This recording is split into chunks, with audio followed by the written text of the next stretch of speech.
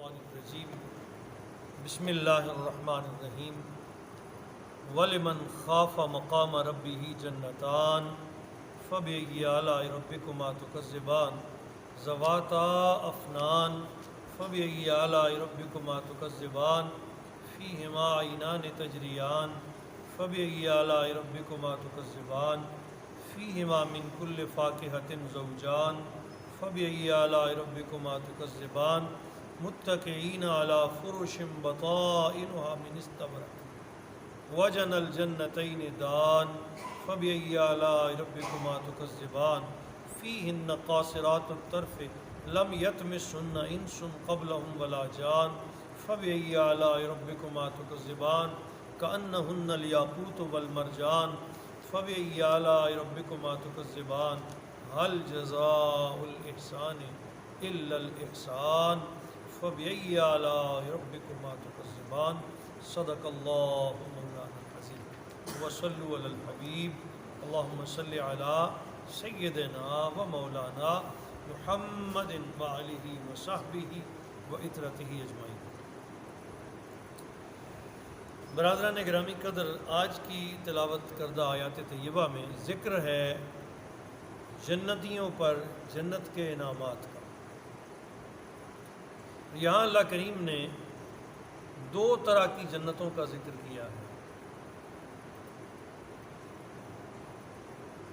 پہلے حصے میں فرمایا وَلِمَنْ خَافَ مَقَامَ رَبِّهِ، اور جو ڈرتا ہے اپنے رب کے روبرو کھڑا ہونے سے، جنتان، اس کو دو باغ ملیں گے۔ مقام ربِّهِ، اللہ کے حضور کھڑا ہونے سے، بالکل اسی طرح بلا تمثیل و تشبیہ، جب بیٹے کو باپ کا ڈر ہوتا ہے وہ غلطی نہیں کرتا، فضول وقت باہر نہیں رہتا۔ جب اسے یہ خبر ہو کہ مجھے ابو کے سامنے جا کے کھڑا ہونا پڑے، وہ سوال کریں گے، پوچھیں گے، اور اگر میں صحیح نہیں بتاؤں گا یا غلط کر کے جاؤں گا تو میری سرزنش ہوگی۔ استاد کے سامنے طالب علم کا یہی حال ہے کہ جس استاد کے بارے میں یہ پتہ ہو کہ وہ کام ضرور چیک کرے گا، یاد کیا ہوا سبق ضرور سنے گا، طالب علم اس کا یا تو سبق یاد کر کے جاتا ہے یا پھر خوف کے مارے، ڈر کے مارے اگر سبق یاد نہ ہو تو چھٹی کر لیتا ہے۔ ایسا ہوتا ہے یہ، جس استاد کا ڈر نہ ہو یا جو زیادہ سختی نہ کرے، طالب علم اسے آسان لے لیتے ہیں، بلا تمثیل و تشبیہ۔ اللہ کریم فرما رہے ہیں جسے زندگی میں یہ ڈر آ گیا کہ اس نے اللہ کو جواب دینا ہے، اس نے بارگاہ مولا میں حاضر ہونا ہے اور وہاں جواب دہی ہوگی، سوال جواب کیے جائیں گے، میری گزری ہوئی زندگی کے بارے میں پوچھا جائے گا۔ اللہ فرماتا ہے جس کے دل میں یہ خوف آ گیا، خوف کی وجہ سے وہ غلطی نہیں کرتا، اور جب غلطی نہیں کرتا میری بارگاہ میں آئے گا تو ہم اسے دو جنتیں یعنی دو باغ دیں گے۔ ایک باغ وہ ہوگا جس میں اس کے گھر والوں کی رہائش ہوگی، خاندان کا گھر ہوگا۔ دوسرا باغ وہ ہوگا جس میں اس کی چوپال ہوگی، بیٹھنے کی جگہ ہوگی، یار دوستوں کی محفل ہوگی، بیٹھک ہوگی۔ دو باغ عطا کریں گے۔ پھر ان دونوں باغوں کی شان بیان کی، کس نہج کے باغ ہوں گے، کتنے شاندار ہوں گے۔ ایک حدیث طیبہ نبی کریم صلی اللہ تعالی وسلم کا ارشاد گرامی پیر صاحب نے نقل کیا۔ آپ فرماتے ہیں، علامہ بغوی ارشاد فرماتے ہیں کہ حضرت ابو ہریرہ رضی اللہ تعالیٰ عنہ فرمایا کرتے تھے کہ رسول کریم صلی اللہ علیہ وسلم نے ارشاد فرمایا، جس مسافر کو راہ زنوں کا ڈر ہوتا ہے کہ مجھے کوئی لوٹ نہ لے، وہ سوتا نہیں، رات بھر چلتا رہتا ہے، اور جو رات بھر چلتا رہتا ہے وہ اپنی منزل تک پہنچ جاتا ہے۔ خبردار، اللہ تعالیٰ کا سامان بہت مشکل ہے پورا کرنا، اللہ تعالیٰ کے امتحان سے گزرنا بہت مشکل ہے۔ سن لو، اللہ تعالیٰ کا سامان جنت ہے۔ اگر تم محنت کر کے جاؤ گے، واقعی یہ خوف رکھ کے زندگی بسر کرو گے کہ میں نے اللہ کے حضور امتحان دینا ہے، تو پھر تم امتحان سے بھی بچ جاؤ گے اور تمہیں جنت بھی نصیب ہو جائے گی۔ تو دو جنتیں ملیں گی۔ ایک جنت وہ گلستان ملیں گے جو اللہ تعالیٰ سے ڈرنے والے ہیں انہیں. ایک وہ جس میں ان کا رہائشی محل ہوگا جہاں وہ اپنے اہل خانہ کے ساتھ رہیں گے. دوسرا وہ جہاں ان کی نشست عام ہوگی.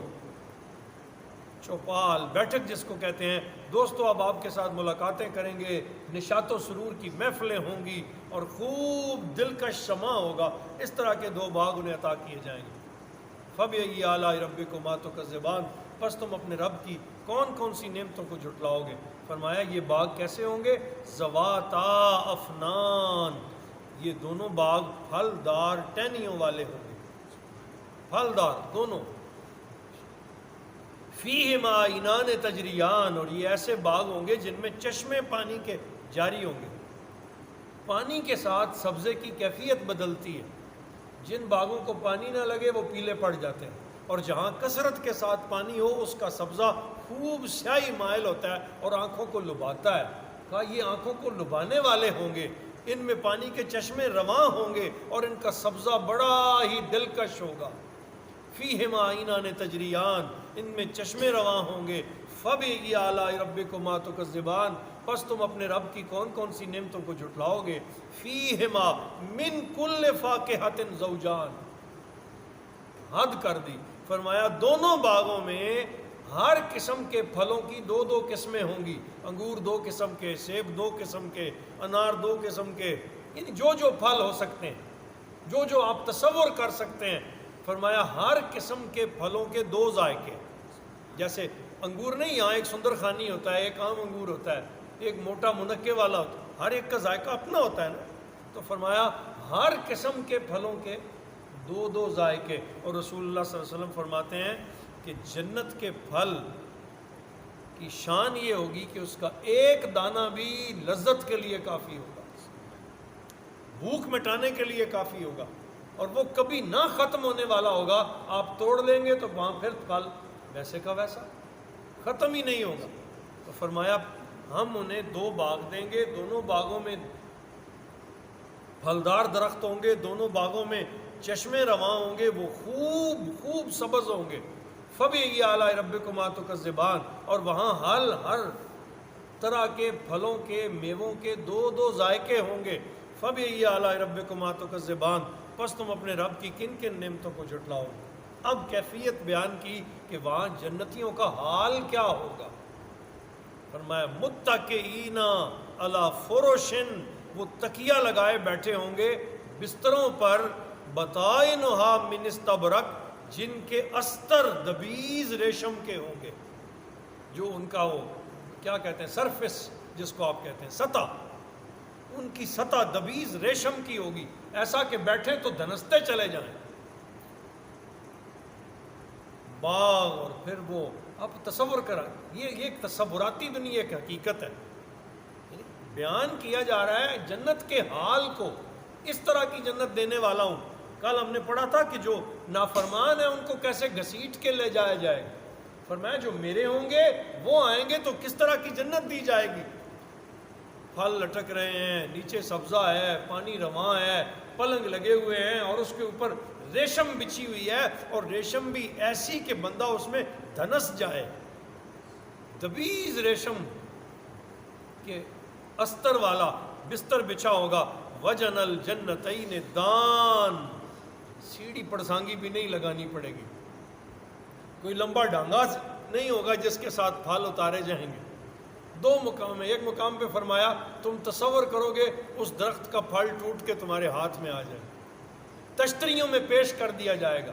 یہاں کا وجن الجنتین دان, دونوں باغوں کا پھل نیچے کی طرف جھکا ہوا ہوگا, اتنا جھکا ہوا کہ وہ جنتی آسانی سے اسے حاصل کر سکیں.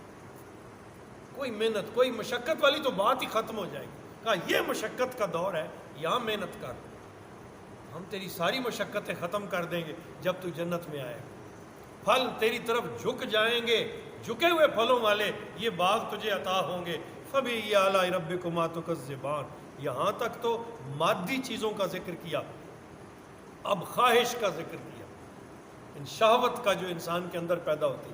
فرمایا تمہیں یہ خواہش ہے نا کہ دنیا میں تمہیں بیوی ملے, وہ بڑی خوبرو ہو, بہت خوبصورت ہو, گرستن ہو، پیار کرنے والی ہو، محبت کرنے والی ہو، گھر کو نور والا بنا دے۔ اے بندہ مومن، تو اپنی زندگی رب کے خوف میں گزار کے آ، جب تو وہاں آئے گا فیہن قاصرات الطرف، ان میں نیچی نگاہوں والی حوریں ہوں گی، لم یطمثن انس قبلہم ولا جان، جن کو کسی انسانی اور جنات میں سے کسی آنکھ نے اس سے پہلے دیکھا نہیں ہوگا، کسی نے چھوا نہیں ہوگا۔ ایسی حوریں ان جنتیوں کے لیے جو اللہ کے خوف میں زندگی بسر کر کے، جو خدا کے خوف میں اپنی زندگی میں ڈرتے ڈرتے قدم رکھتے تھے، اب رب کے حضور پہنچیں گے۔ نیچی نگاہوں والی ایسی حوریں جنہیں کسی نے نہ چھوا ہوگا نہ دیکھا ہوگا، وہ عطا کی جائیں گی۔